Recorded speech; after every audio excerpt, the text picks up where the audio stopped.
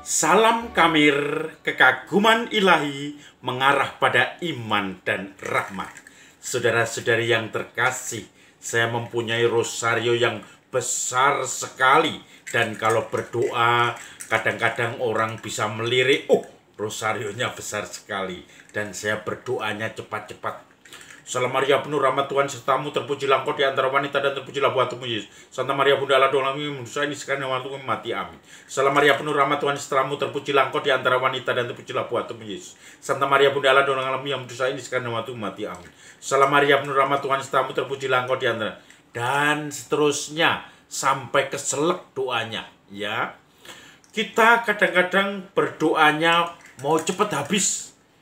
Pernah saya pengalaman waktu saya kecil ketika diberi penitensi pada saat ngaku dosa pada Romo, kamu mendapat penitensi doa rosario.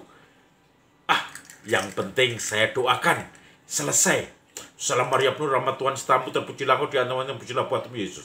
Santa Maria Bunda Allah doalah kami yang berdosa ini sekarang dan waktu kami mati, dan terpujilah buahmu Yesus. Santa Maria Bunda Allah doalah kami yang berdosa ini sekarang dan waktu kami mati. Amin. Nah, maka cepat sekali. Karena apa? Pikiran saya yang penting sudah menyelesaikan tugas saya. Karena saya mendapat penitensi doa rosario, maka saya juga harus menyelesaikan itu. Tidak harus ditunda-tunda. Memang benar tidak harus ditunda-tunda. Tetapi semuanya menjadi serba formalitas, legalitas. Hukumnya saya mendapat penitensi rosario 1 kali, maka sudah saya doakan. Tanpa menghayati bagaimana Bunda Maria, peristiwa-peristiwa dalam setiap 10 Salam Maria, entah peristiwa sedih, peristiwa gembira, peristiwa berduka cita atau sedih, peristiwa mulia. Nah, saudara-saudari yang terkasih, yang penting menyelesaikan, yang penting beban saya selesai. Tidak peduli saya itu melaksanakan dengan berat hati, saya melaksanakan dengan terpaksa atau dengan senang gembira hati. Tidak peduli apakah saya menghayati setiap biji rosario dengan Salam Maria, penuh rahmat, Tuhan sertamu, terpujilah engkau di antara wanita, dan terpujilah buah tubuhmu Yesus. Dengan penghayatan, tidak tergesa-gesa. Kadang-kadang mungkin kita malah tidak bisa menyelesaikan rosario itu, karena kita mendapat penghiburan setiap butir rosario yang membuat kita menimba kesegaran dari setiap mata air kemuliaan. Maka saudara-saudari yang terkasih, non multa sed multum. Bukan banyaknya, tetapi mendalamnya, berkualitasnya. Itulah doa yang berkualitas. Saya teringat ketika diberi ajaran oleh seorang guru doa. Berdoa itu seperti sapi kalau tidur. Kalau mau tidur itu dia masih nggayemi. Nggayemi itu memakan rumput, dan rumput itu dikunyah-kunyah sampai lembut. Tidak peduli, tidak merasa dikejar-kejar, tidak peduli memakan waktu, tetapi semua dikunyah sampai lembut. Sehingga meresap semua sari-sari makanan. Meresap semua pewahyuan Tuhan di dalam hati kita, yang kemudian menumbuhkan kehendak kita untuk membalas kasih Tuhan itu dengan iman kita.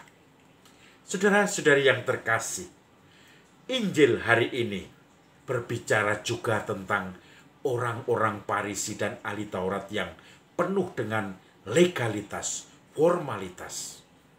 Mereka selalu mengamati Yesus dan murid-muridnya dan mencari kesalahan, mencari kejelekan, dan kemudian langsung menghakimi.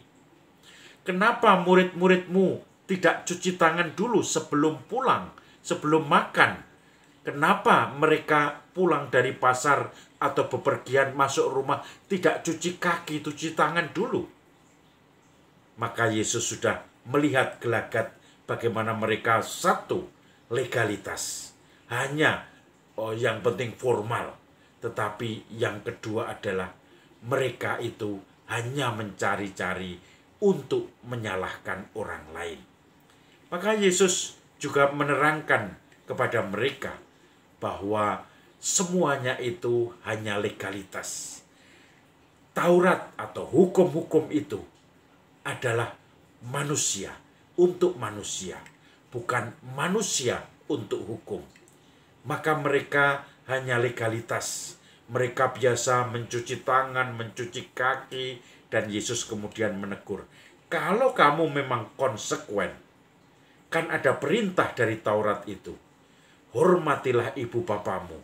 Tetapi ketika kamu harus merawat ibu bapamu, kamu komplain, kamu mengatakan dalih-dalih, alasan-alasan untuk tidak merawat orang tuamu. Kamu katakan uang sudah habis untuk persembahan, untuk syarat-syarat pentahiran, semuanya untuk liturgi di bait Allah sudah habis. Maka saya tidak punya uang lagi untuk merawat engkau, hei orang tua. Nah, standar ganda. Di satu sisi legalitas, kemudian tetapi tidak menghayati di dalamnya. Tetapi di sisi lain juga mereka selalu berstandar ganda, yaitu akan menaati hukum kalau menguntungkan mereka, tetapi juga akan melanggar hukum itu kalau ternyata tidak menguntungkan mereka atau membebani mereka. Contohnya ya tadi, orang tua, hormatilah ibu bapamu, rawatlah, karena hormati adalah merawat. Tetapi ternyata ketika sudah tua, dia justru ditinggalkan.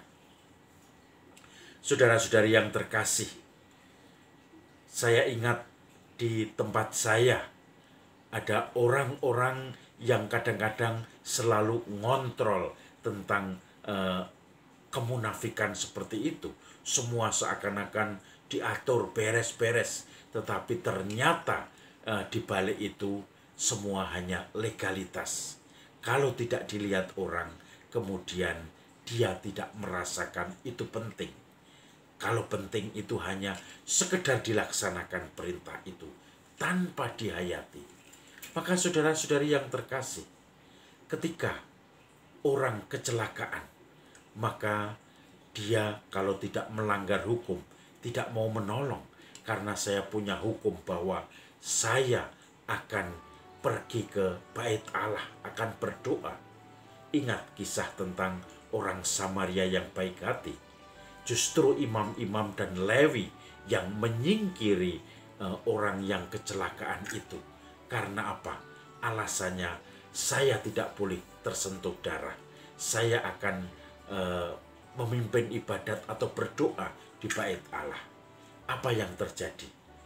Tidak ada lagi hukum yang dia geluti, sehingga akhirnya orang-orang yang membutuhkan bantuan, dan itu real, dia tidak mau menangani, tidak mau menolak, tidak mau membantu, dia menolak, dan akhirnya apa? Tidak terjadi penyelamatan, tidak terjadi uluran tangan Tuhan yang membantu orang itu karena dia menolak. Maka saudara-saudari yang terkasih, mari kita coba renungkan, apakah kita dalam doa-doa kita, di dalam mencoba melaksanakan aktivitas kita sehari-hari, kita mencoba untuk merenungi sabda Tuhan dan kemudian ingin melaksanakannya. Apakah kita hanya legalitas? Oh, ini berdasarkan hukum, harus seperti itu, harus seperti ini. Kalau saya berdosa, harus mengaku dosa. Seakan-akan setelah itu sudah selesai.